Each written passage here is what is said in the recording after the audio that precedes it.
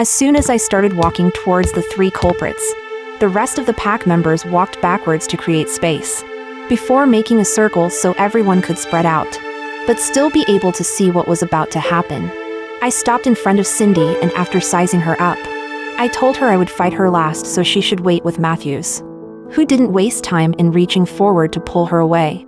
I watched the 2 men standing in front of me before asking them, "What are your names?" "I am Luke and he is Alex," the first one said. "Okay, which one of you will like to go first?" I asked in monotone. After a moment of silence and none of them moving, Alex spoke up. "Me. I would like to go first." "Good. Luke, please wait with Beta Matthews while I finish up here." As soon as he left, I turned to Alex, who smiled smugly at me. I flashed him a bright smile before I started circling around him. I watched him as he let his ego and foolishness lead him into the fight instead of his brain. After dodging his attacks and edging him on to where I want him, I got into position, and that is when the real fight began. He put up a good fight, but his ego was thinking for him so much that he was sloppy and careless. Not to boast, but I beat him black and blue without letting him lay a hand on me. It went on for an hour before he barred his neck to me in submission the moment he fell to the ground. I stepped back before reaching down and pulling him up to his feet, which turned out to be a chore because I had really done a number on him. I studied him as some men came to take him off my hand, and I realized I may have hit him a little too hard. He had blood almost all over him, and with a sigh, I walked towards him, and after biting my wrist, I opened his mouth and allowed my blood to rush into it. It took a few moments before his wounds started healing, and I didn't miss the grateful glint in his eyes. I ruffled his hair and asked the men to get him to the infirmary before turning to Luke, who looked like he would shit his pants at any given time. I beckoned him forward and was not as surprised as he rushed to kneel in front of me before barring his neck in submission while he wept on. I knelt to his level, and after pulling him into my shoulders, I allowed him to weep his eyes out. It wasn't long before they turned to sniffles. And that's when I stood to my feet and brought him with me. Lifting his head with my hand, I said softly to him, "You are scared enough, and you look like you've learned your lesson, but you cannot go unpunished. And though I may not fight you, you will make up for it one way or the other. I know there is always work around here somewhere that I can get you to do. But make no mistake.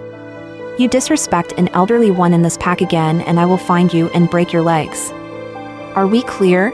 Crystal Luna." "I am so sorry," he said shakily. "You better be. Now go get cleaned up, eat something, and rest. I will check up on you later," I ordered as I pushed him towards the way out of the training grounds. I turned to find Cindy already walking towards me with what she thought was a brave look on her face. "I will not beg you, Miss High and Mighty. Those boys may be weak, but I am not, and I will prove to everyone here why you are not fit to be Alpha's mate and this pack's Luna." Chuckling bitterly, I said I wouldn't have it any other way, and then the fight began.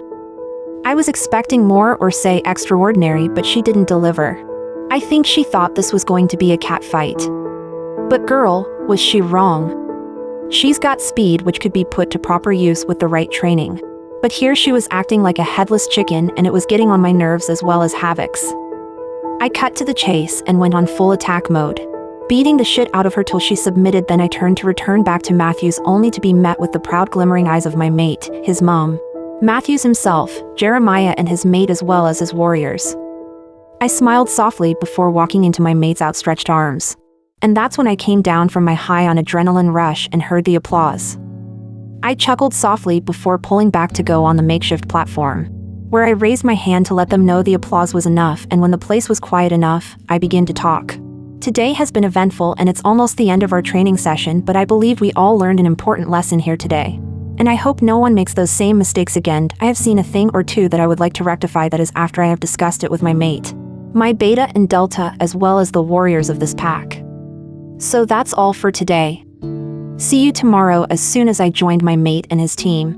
Alpha River said teasingly. I am both frightened and aroused. Chuckling softly, I said you should be. I'm nobody's bitch. You fuck with me, I screw you over. Simple. Well, I want to fuck you and screw you so hard. Alpha River whispered huskily into my ears, to which I pretended not to have heard, causing him to burst into laughter. I like you already, Jeremiah said. Me too, the other warriors chorused, whilst Matthews nodded with a small smile. I turned to Alpha River's mom and pulled her into a hug, which surprised her and everyone around.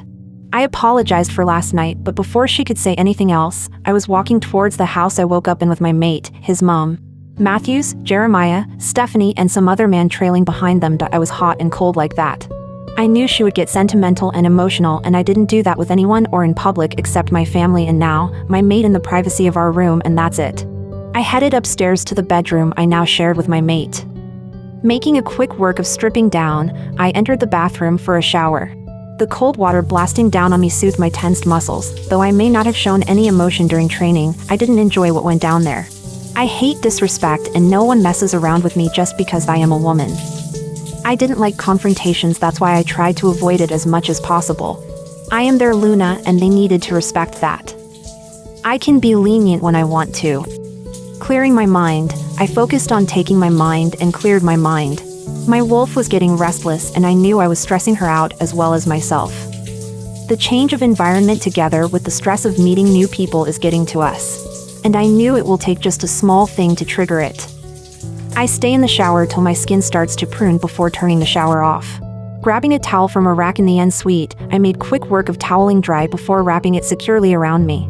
I grab another one, and after drying my hair with it, I wrapped it tightly around my head before stepping out. Taking a quick glance around the room, I realized their clothes I discarded on the floor have been relocated to the dirty laundry basket. Lifting my nose up into the air and took a quick smell of the air and shivered when my mate's scent rushed into my nostrils and down my spine.